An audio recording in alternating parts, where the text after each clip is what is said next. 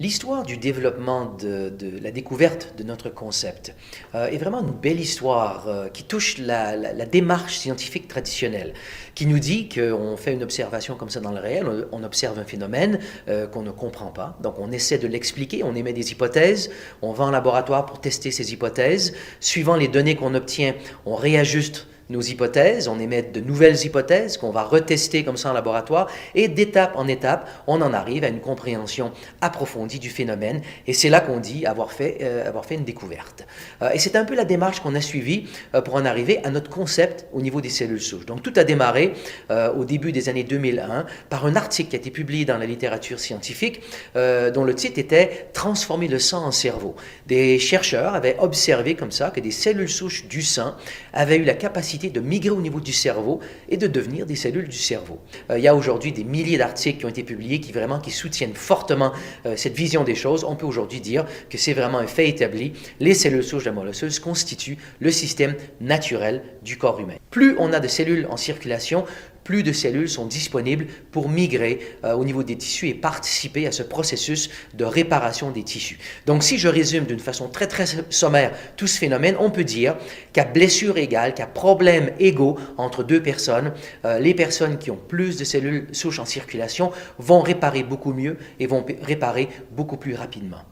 Et donc, la question de plusieurs chercheurs était de se dire, et si on augmentait le nombre de cellules souches en circulation, non pas à travers une injection, mais à travers la libération de nos propres cellules souches, ce qui est un phénomène naturel du corps humain. Et là, je résume plusieurs études qui ont été faites touchant la réparation du cœur, la réparation des poumons, la réparation du foie, la réparation des reins, des artères, du système nerveux central, et d'une façon générale, la conclusion de toutes ces études, c'est que si on peut augmenter le nombre de cellules souches en circulation, on augmente la capacité de ces différents tissus à se réparer de façon à pouvoir changer le cours du développement de certains problèmes de santé. Donc, c'est vraiment une observation qui, à mon sens, pourrait être appelée même à changer le cours de la médecine ou notre façon de pratiquer la médecine. Mais de tout ça, ce qui m'apparaît le plus intéressant, c'est ce qui suit. C'est-à-dire que dans la recherche médicale en général, on étudie des maladies, on étudie très rarement la santé. Donc, il est difficile de parler de santé. Mais à travers toutes ces études au niveau des cellules souches, il y a quand même beaucoup d'observations parallèles qui ont été faites, qui nous amènent vers une observation fondamentale qui est que ce processus de réparation, c'est-à-dire un tissu affecté qui appelle à la libération de cellules souches, ensuite qui appelle ces cellules souches vers le tissu pour réparer le tissu, ce phénomène se passe au niveau du corps humain, même lorsqu'on n'a pas de blessure, lorsque quelqu'un est complètement en santé, sans blessure, il y a toujours, à tous les jours de notre vie, cette migration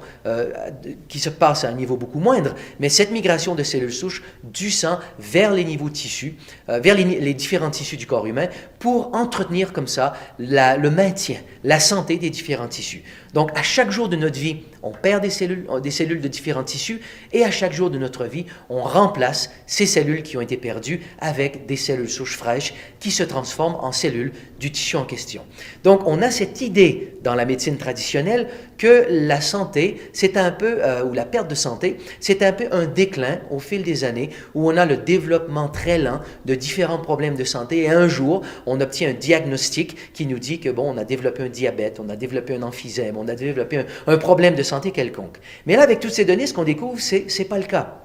La santé est en fait un équilibre entre deux phénomènes. D'un côté, on a la perte cellulaire, mais de l'autre côté, on a le renouvellement des tissus. Et la santé, en fait, est cet équilibre entre ces deux phénomènes. Si on peut maintenir les tissus, remplacer les cellules qui ont été perdues au même rythme avec lequel on perd les cellules, eh bien, on arrive à se maintenir comme ça en santé.